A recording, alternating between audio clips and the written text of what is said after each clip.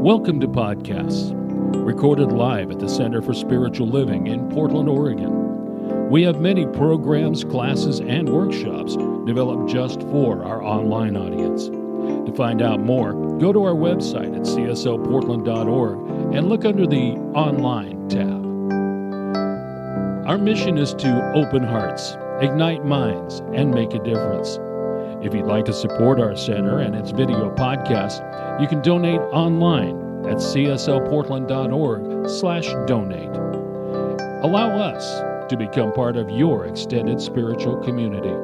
Wherever you are on your spiritual journey, you are most welcome at the Center for Spiritual Living.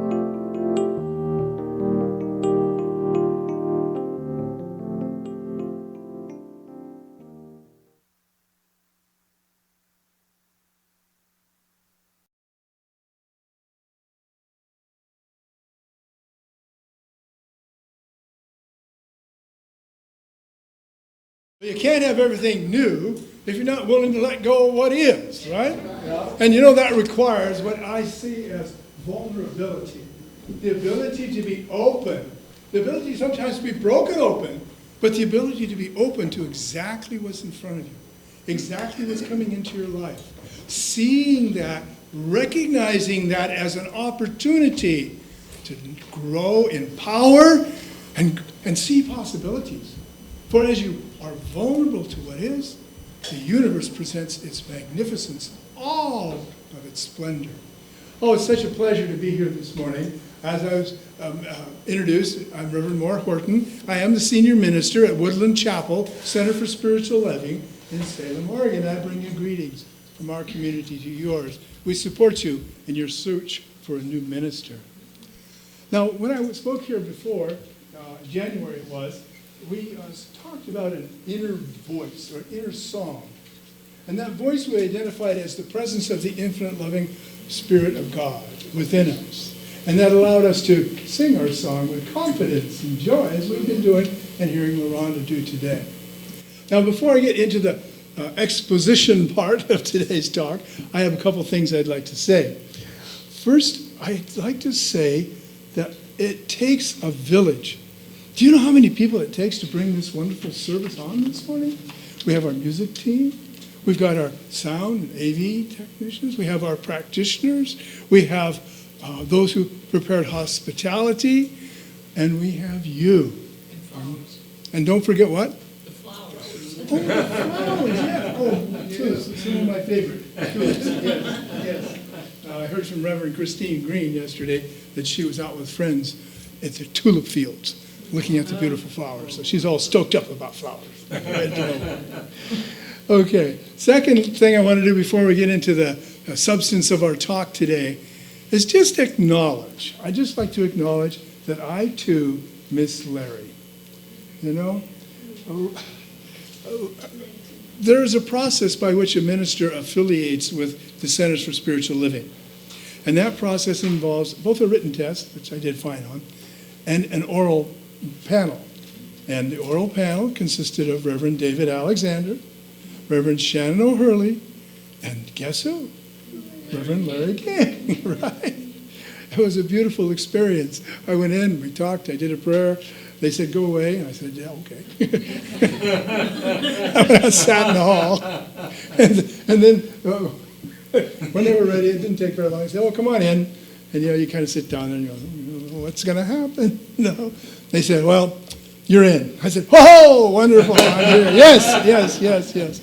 Now, as it worked out, Reverend Larry ended up being my mentor for a year as a new minister in Science of Mind with Centers for Spiritual Living. I'd been a minister since 1991, I think it was, or something of that sort.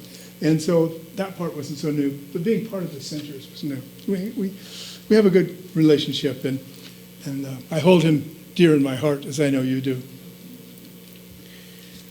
Now, our journey into vulnerability this morning will have three segments. The first segment I've entitled Seeing Ourselves, seeing our authentic selves. Second segment will focus on seeing others. And the third segment will be examining the space between ourselves and others. And I will also share 3 stories with you this morning. And if we have time, perhaps a joke. Okay? Well, let's define vulnerability. Now, I take this definition from the Merriam-Webster Online Dictionary. It says, vulnerability means capable of being physically or emotionally wounded. Ooh, okay, that's kind of heavy stuff, being wounded. But there's more. There's more. We'll see. I'm going to tell a little story. I think this story shows my consciousness going from being broken to being open, being broken to being open to greater possibility and power. This is a story that's based on physical woundedness. It does point to a deeper meaning, and we'll get to that. First, let's start with a little backstory. In 2016, I was diagnosed with congestive heart failure. Is anybody familiar with that? It's not very pleasant. It really isn't. My blood flow was about 50% of what it should be from my heart to my body. So I was feeling dragging, tired, and all that sort of stuff. It wasn't good. It wasn't good. So I went to my cardiologist, Dr. Krishnamurthy in Salem, and he said, well, we've got to examine this. So he gave me several EKGs, echocardiograms, and all what we call stress tests, all that sort of thing, to really see what's going on. And he said, well, this is pretty serious.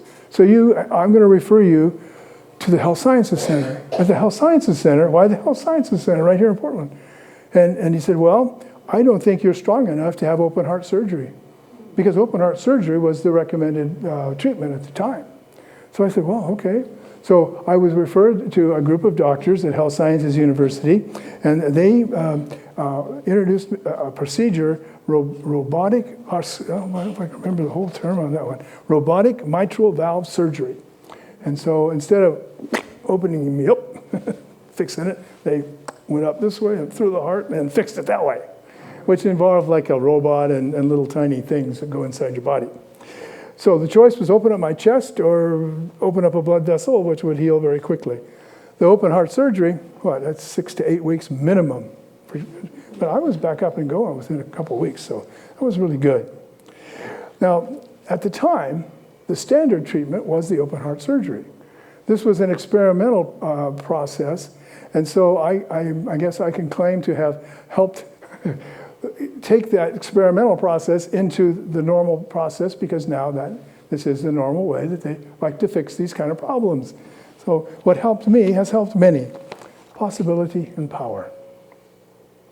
Needless to say, the surgery was successful, and my heart function increased by about 1/3 within a month of the surgery. Now, what brought the story to my attention, and I wanted to share it with you now, is that I just recently visited my cardiologist a little over a week ago. I went in, he looked at me and he says, well, I have some news for you. I said, what's that, Doc? He said, your heart is 100% normal. Yes.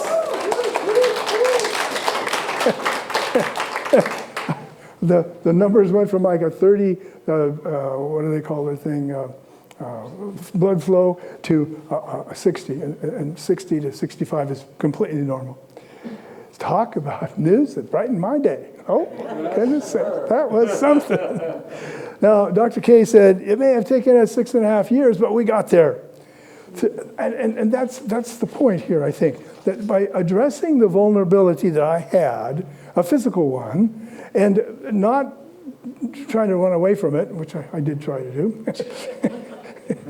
but I've been able to regain my physical well-being. And this is powerful. It's made it possible for me to continue in ministry at Woodland Chapel, for example.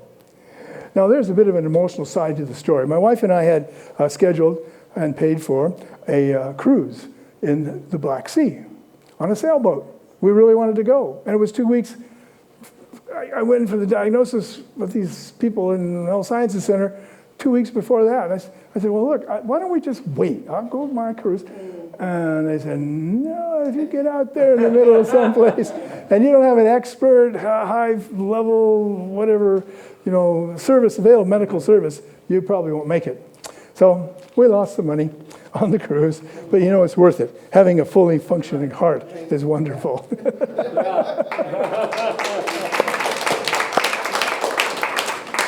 Now, there is a bit of a deeper spiritual perspective in this story, too. While vulnerability is defined as capable of being wounded, vulnerability is also an opening. It's an opening for healing. It's an opening to express wholeness. And I believe this applies both to physicality and emotionality and our feelings. Wholeness and oneness. Vulnerability involves wholeness. Being vulnerable is actually coming to see yourself in your full dimensions. Whether you're looking at what some people like to call the shadow or dark side of yourself, or you're looking at this magnificent mystical union with spirit, you're looking at your whole self. And you're coming to life with this enriched perspective that allows the possibilities to unfold as you become more and more aware of yourself. There may be some things you've been ashamed of that you're willing to change. And when we see both the light and dark elements, we begin to understand we have the power, we have the choice within ourselves to be able to make those changes because we are connected to that inner song, that inner voice, that presence of the divine. Oh, yes. We acknowledge the messy and the mystical, both. Now, seeing ourselves as wholeness is really important for this journey into vulnerability, and it rests on the most fundamental metaphysical principle. I think you know what it is. Anybody want to venture a guess? Love. Love? Anything else? Well, how do you start your covenant for a new minister? What are you saying right at the beginning? There's one life. There is one life. Oneness. This one love, this one energy that is in the universe and expresses itself in so many wonderful ways. That's the essence of this progress into and through vulnerability. There is one, yet each of us are an individualized manifestation of the one. Each one of us is the one love, manifesting as one life through the creative medium of the one law. I understood from our earlier work this morning that everyone here has been here for a while. You're pretty familiar with the creative process, the symbol, the teaching symbol that shows spirit, divine consciousness, the ideal, the true, that which doesn't change yet is always creative. The law, the creative medium, that through which the spirit impregnates with its idea. And then the manifestation, that's us. That's you and me. That's the center. That's our teaching, this manifestation. And the impulsion or evolution and evolution, involution and evolution of spirit. That whole process is made easier, is made more facile, is made more gracious when we realize that we are truly vulnerable. We're open to new ideas. We're open to new expressions of life. Now, early in our Science of Mind movement, our many ministers, practitioners, and teachers were busy doing the work. One day, they turned to Ernest Holmes and asked him a question. It was a simple one. They said, what is it we believe? I mean, they were excited about new thought, but what do we believe? Well, Ernest sat down, and they say in 25 minutes or so, wrote the principles of a Science of Mind. And the very first one he started with is, and I quote, you'll find it in the Science of Mind magazine, every issue, about page 10. We believe in God, the living Spirit Almighty, one, indestructible, absolute, and self-existent cause. This one manifests itself in and through all creation, but is not absorbed by its creation. The manifest universe is the body of God. It is the logical and necessary outcome of the infinite self-knowingness of God. So Science of Mind rests firmly on the principle of oneness. Now, oneness doesn't mean sameness, right? The multiplicity, as Ernest said, exists within the one. And there are expressions of the one, each a unique configuration. So as we understand this and grasp this oneness, we can begin to see the power of vulnerability, of openness, as a way of nurturing belonging, connection, and community. Once we see ourselves deeply, we can see others too. We can accept others very easily when they are being kind to us. How it may be more difficult when they demand something that challenges us. This is my second story. I owe this story to something that seemingly happened by chance. I was happily driving down the highway in silence, as I do from time to time. Anybody like to just be quiet while you're driving? Don't have to listen to whoever.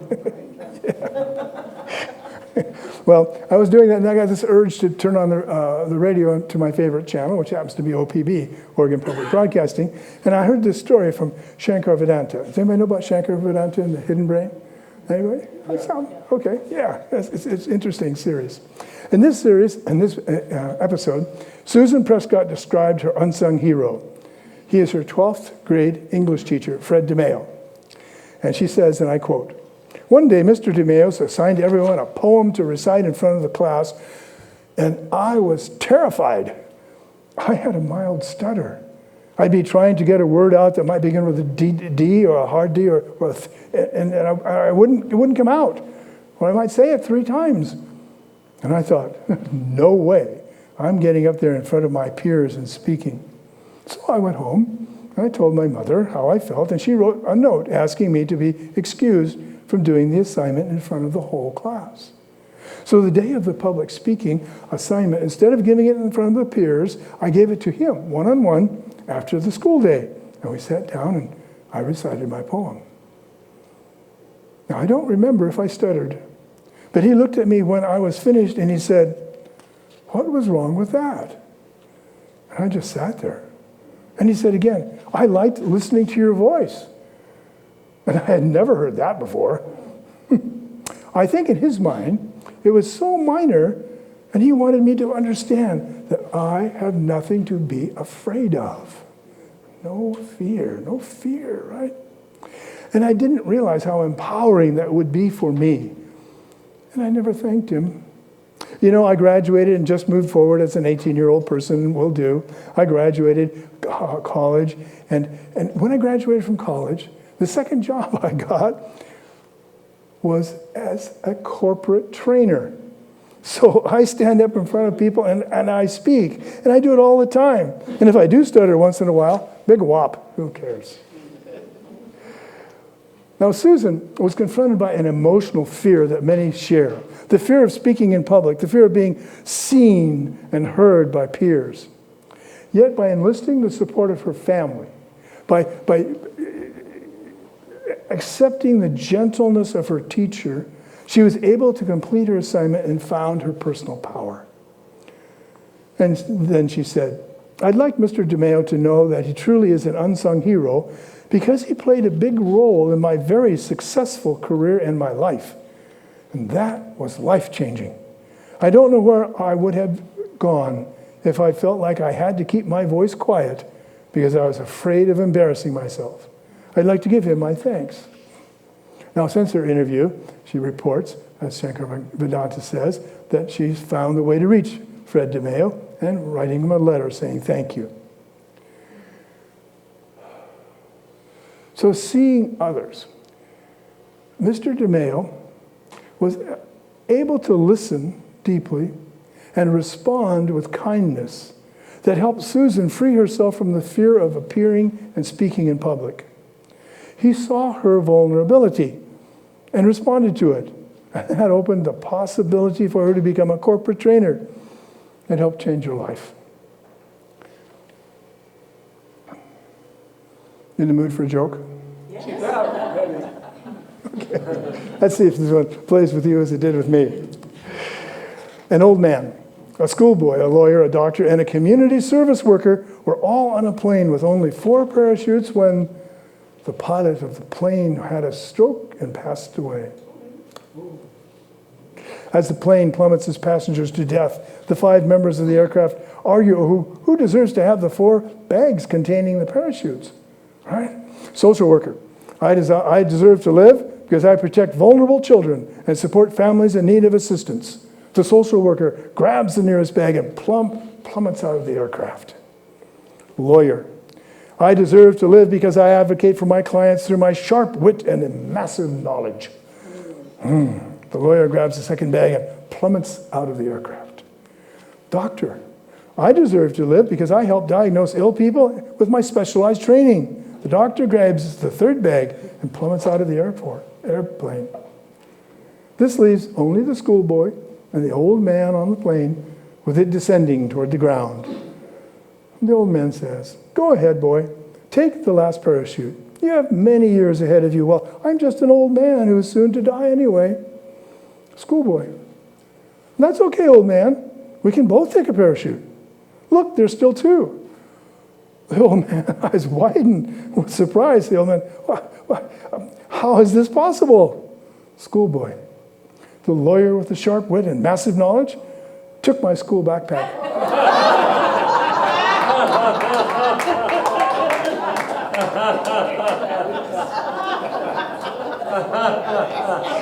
No, I hope nobody's a lawyer here. If they are, I don't mean any offense. It was good, just a good joke.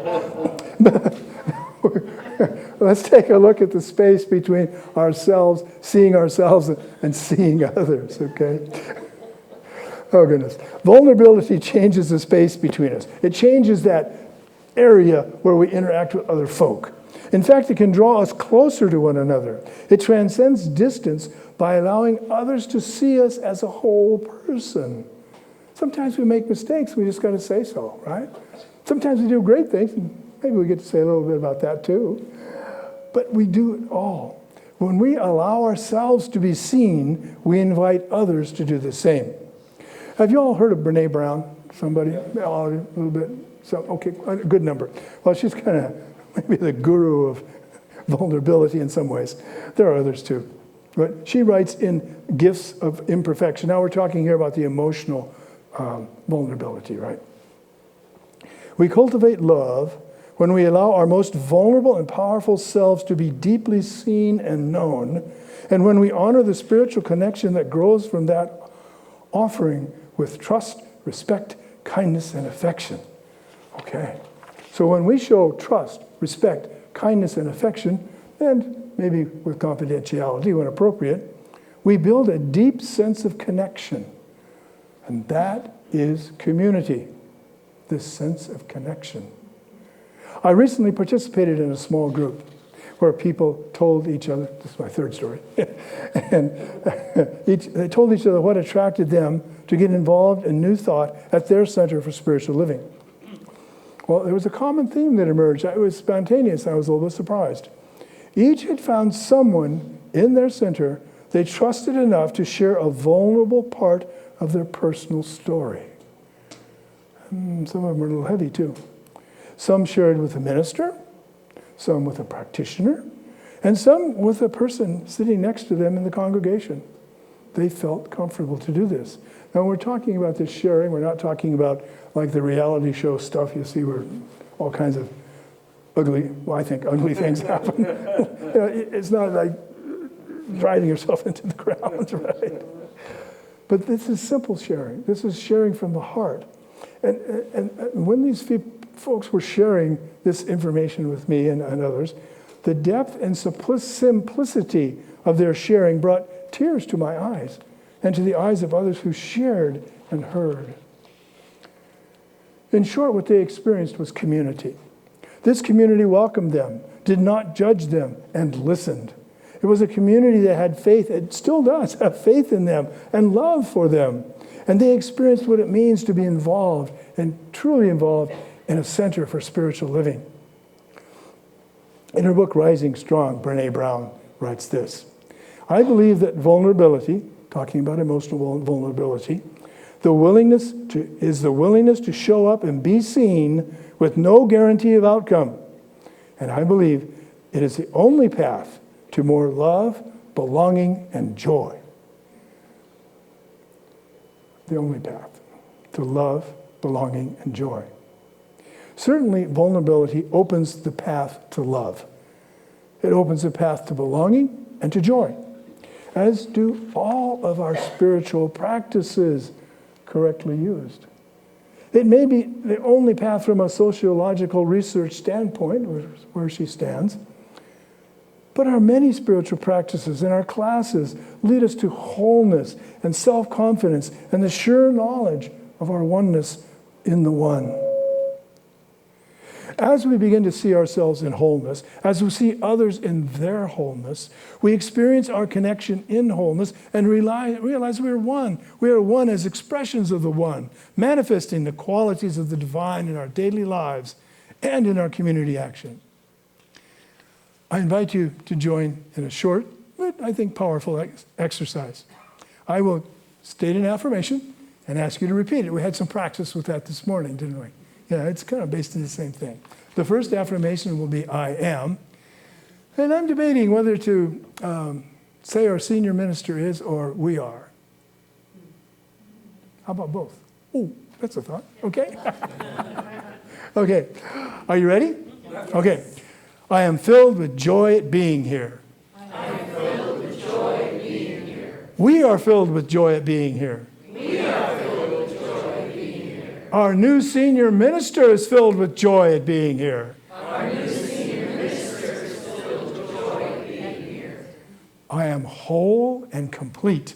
I am whole and complete. We are whole and complete. We are whole and complete. Our senior minister is whole and complete. Our senior minister is whole and complete. I am power and possibility. I am power and possibility. We are power and possibility. We are power and possibility. Our senior minister is power and possibility. Our senior minister is power and possibility. I am one in the One. I am one. We are one in the One. We are one in the one. Our senior minister is one in the One. Our senior minister is one. I am light. I am light. We are light. We are light. Our senior minister is light. Our senior minister is light. I am love. I am love. We are love. We are love. Our senior minister is love. Our senior minister is love. I belong here. I belong here. We belong here. We belong here. Our senior minister belongs here. Our senior minister belongs here. This is the truth. This is the truth. All right. I love it. This is the truth. On a deeply spiritual level. Let it be so. Let it be so. And so it is. And so it is. And that's our message for this morning.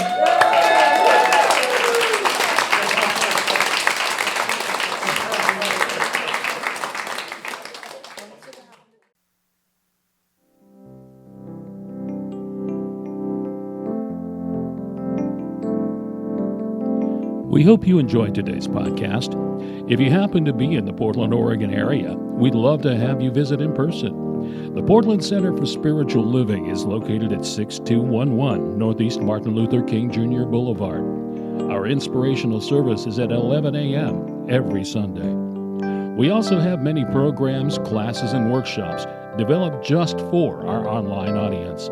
To find out more, go to our website at cslportland.org and look under the Online tab. We have a variety of content dedicated specifically for our podcast listeners.